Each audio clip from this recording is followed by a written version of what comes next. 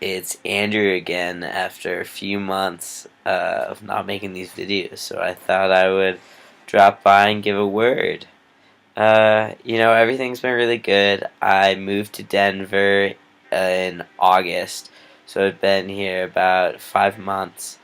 And it was one of the best decisions I ever made. I live with a friend of mine from college, and I work for Denver Public Schools as a paraprofessional in a MIS classroom. So I'm working with kids with really severe disabilities, and I really like it.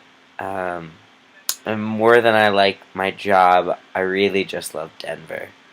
I'm really feeling like I'm in a space where I'm becoming myself.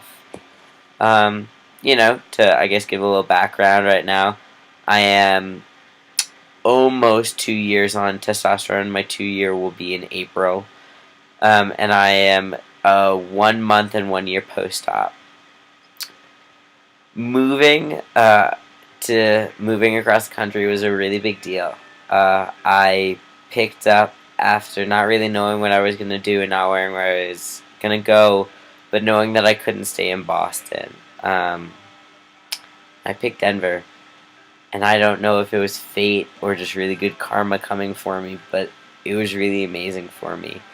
Uh, Moving here, I was able to make a name for myself and was able to be Andrew, and really able to pick and choose when I came out and when I was in an area where I would be stealth. I right now am stealth at work. Um, and that's, I guess, a part of the reason I'm making this video is to talk about being stealth at work and talk about working as a teacher and being trans. Um, as a paraprofessional, I'm essentially an assistant teacher in a classroom. The students I work with are really severely disabled, in wheelchairs, are nonverbal, the signals that we work off and the ways we communicate are different. So a little kick, an eye gaze, a movement, I can interpret as a communication in certain students. Um, but I got hired through DPS, and I chose not to come out. My name is legally changed, my gender isn't, but because of the way the paperwork goes through DPS, my lead teacher doesn't know that my gender is female. Um, Legally, I mean. Um, it's kind of hard.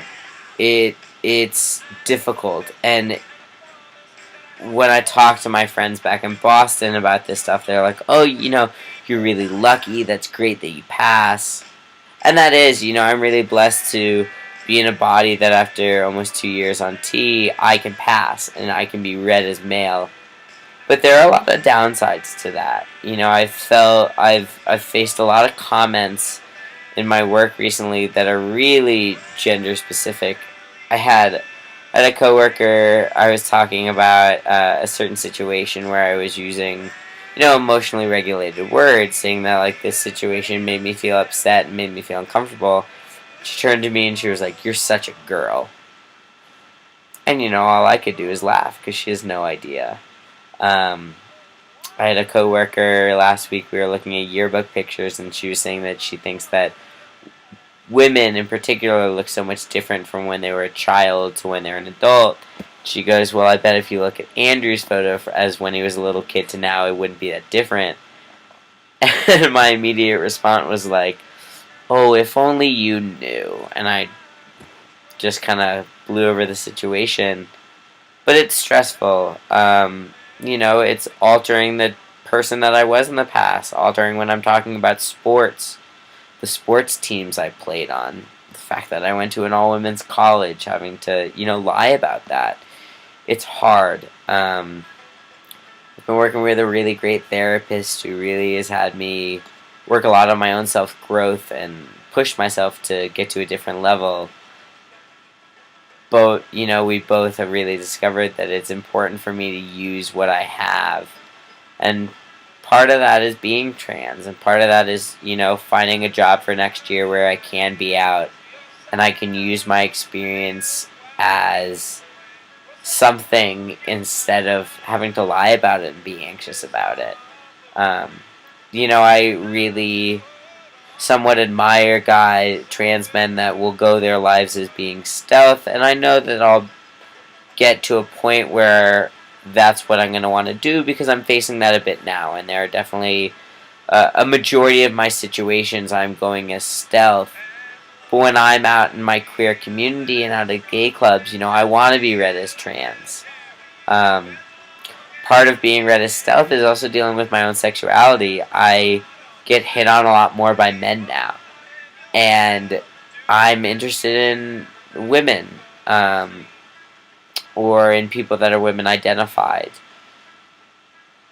Uh, but dealing with that situation is very different, and I think it's dealing with somewhat internalized homophobia. What is my real pushback that when someone thinks I'm gay, why am I so defensive or hesitant around it instead of just being like, well, that's fine that you think that way, but I identify differently. Um, so this space in Denver has allowed me to identify myself and come out as when I want to, but also has made me really focus on some of my internalized issues that I have and why I'm so frustrated in dealing with my own sexuality and identifying as this. When I moved to Denver, I was also recently out of a relationship. So moving here, I, for the first time, had to you venture into the dating scene and what that does to me. And, thinking about disclosure. And I've been lucky enough to, in my social life, I usually just hang out with my queer friends. And so when I've met women, when I've been out, they've kind of helped me disclose in some way. I've had a friend come and be like, can I tell her she's asked? So it's been nice to have friends that know to kind of come and ask for my consent first, and then I'm able to be like, yeah, if you actually tell them I'm trans, it's a little easier for me. Um, but it's really my first time dealing with disclosure in the dating scene, which is interesting, and I'm really not sure how I feel about it. There are moments where I miss being a lesbian, and I think that would be easier. But who I am is who I am, and I would never take that back for a second. I really feel like I'm growing into my skin for the first time, and that feels amazing, and it feels really good. Um, no, I'm still dealing with trans jealousy issues. There are tons of times when I go on those FTM posts on Tumblr or something, and it wrecks me alive that I don't look like this guy, or I don't have this guy's body, or this guy's post-op results. But that's not my life, and my life is what I'm living, and all I can do is make sure I'm doing it the best I can. And I'm pretty proud of myself for getting there. There's not a lot else you can do but be yourself and live the life you live. And I hope that I'm doing a good job at it. I've made some really good friendships here, and it's let me really blossom. But I really miss a lot of my friends in Boston really dearly. All I know is that moving here was a decision for personal growth and personal self, and I know that my friends in Boston love me and are proud of me for doing what I can. I'm hoping to go get post-op revisions this summer. I have some scarring. Actually, I'll just show.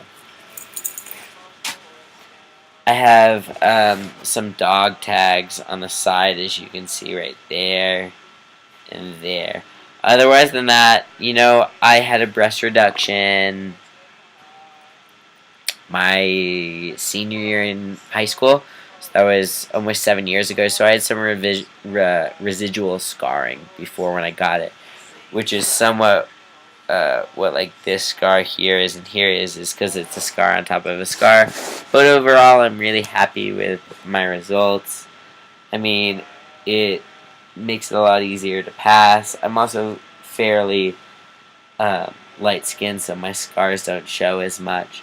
But like, it happens. There are definitely days where I wish I went to Garamoni instead of my doctor in McLean or in Virginia. But like, who am I to complain? My results are wonderful, and I'm not wearing a binder, and it's a privilege to have this body and live in this skin.